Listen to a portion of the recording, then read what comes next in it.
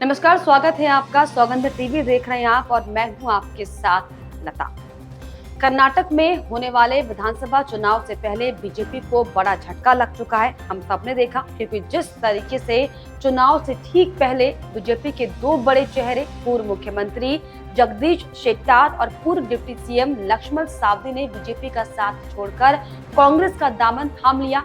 इससे राजनीतिक हलकों में सियासी गर्मागर्मी साफ तौर पर दिखाई पड़ रही है। लेकिन साथ ही अब ये भी सवाल खड़े हो रहे हैं कि अब इस बड़े राजनीतिक तूफान के बाद आखिर कर्नाटक में राजनीति का ऊंट किस ओर करवट लेता है। तो इसी को समझने की कोशिश करेंगे कि अब इस बगावत से कर्नाटक बीजेपी को आखिर कितना नुकसान होगा, और ये भी समझेंगे कि मोदी और येदी का जादू अब कर्नाटक में कैसे काम करेगा। तो भाजपा के दो बड़े नेता पूर्व मुख्यमंत्री जगदीश शेट्टार और पूर्व उप मुख्यमंत्री लक्ष्मण सावदी के कांग्रेस में जाने से राजनीतिक समीकरण तो प्रभावित हुए ही हैं, साथ ही साथ सामाजिक समीकरणों पर भी इसका साफ तौर पर असर पड़ेगा। हालांकि बीजेपी को प्रधानमंत्री नरेंद्र मोदी और पूर्व मुख्यमंत्री बीएस येदियुरप्पा पर पूरा भरोसा है, लेकिन क्योंकि लोकसभा चुनाव सिर पर है और ऐसे में कर्नाटक चुनाव के समीकरण देश की राजनीति पर भी असर साफ तौर पर डालेंगे। साल 2024 के आम चुनाव में दक्षिण की चुनावी राजनीति के लिए भी ये नतीजे अहम होंगे और इसीलिए टिकटों को लेकर बगावत से भाजपा जो है वो सहमी जरूर है, लेकिन उसके तेवर और तीखे दिखाई पड़ रहे हैं। पार्टी अब धुआंधार चुनाव प्रचार अभियान के जरिए माहौल को अपने पक्ष में करने के साथ विरोधियों को भी आड़े हाथों ले रही है।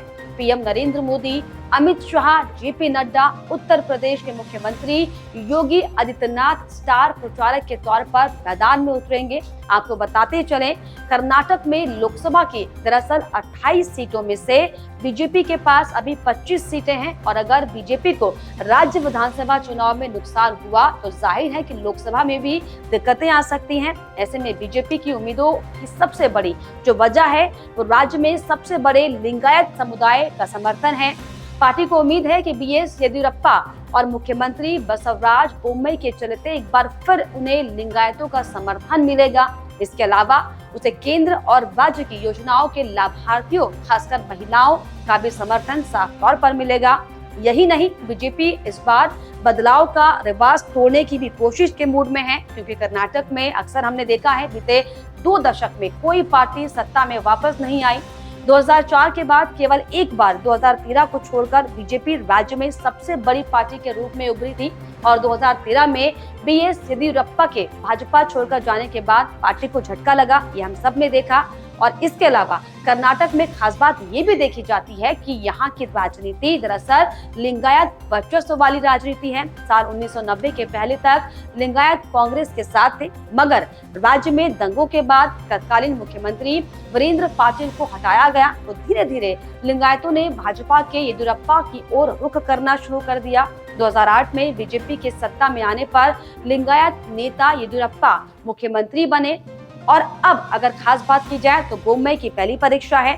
साल 2018 के चुनाव में बीजेपी 104 सीट के साथ सबसे बड़ी पार्टी बनी और उसने सरकार बनाई, मगर कांग्रेस और जेडएस ने मिलकर भाजपा सरकार को गिराकर अपनी सरकार बना ली। मगर करीब 1 साल बाद ही येदियुरप्पा फिर से सरकार बनाने में सफल रहे। हालांकि 2 साल बाद उन्होंने मुख्यमंत्री पद छोड़ दिया और बसवराज बोम्मई को मुख्यमंत्री बनाया गया, और अब बोम्मई की साफ तौर पर यह अग्नि परीक्षा है। इसके अलावा 100 से ज्यादा सीट पर जो लिंगायत का प्रभाव है, ये साफ तौर पर एक बड़ी चोट करेगा।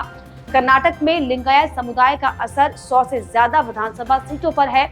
इस समुदाय के बीते चुनाव में 58 विधायक जीते थे, जबकि साल 2013 की बात की जाए तो इसमें 52 विधायक थे। राज्य के अब तक के 23 मुख्यमंत्रियों में से 10 मुख्यमंत्री इस समुदाय के रहे हैं। लिंगायत का सबसे मजबूत गढ़ कित्तूर कर्नाटक है, जिसे बाम्बिया मुंबई कर्नाटक भी कहा जाता है। और आपको ये भी बता दें कि क्षेत्र ने बीते 2 चुनाव में सरकार बनने में अहम भूमिका निभाई। बीते चुनाव में भाजपा को यहाँ से 30 सीटें, कांग्रेस को 17 और जेडएस को 2 सीटें मिली थी, और ऐसे में अब जिस तरीके से बीजेपी को ये बड़ा झटका लगा है, जो दो बड़े चेहरे बीजेपी से साफ हो चुके हैं, कांग्रेस का दामन थाम चुके हैं, ऐसे में ये साफ तौर पर देखने वाली बात होगी कि जो विधानसभा चुनाव कर्नाटक में होने वाले हैं, हालांकि इसका क्या असर पड़ेगा और इसके बाद जिस तरीके से 2024 में जो लोकसभा चुनाव आने वाले हैं उसमें इसका जो ये असर है वो किस तरीके से छाप छोड़ते। लेकिन आपकी इस पर क्या राय है, हमें कमेंट बॉक्स में जरूर लिखिएगा। साथ ही साथ हमारे चैनल को लाइक, शेयर और सब्सक्राइब करना भी ना भूलें। आप देख रहे हैं सौगंध टीवी, सौगंध वतन की।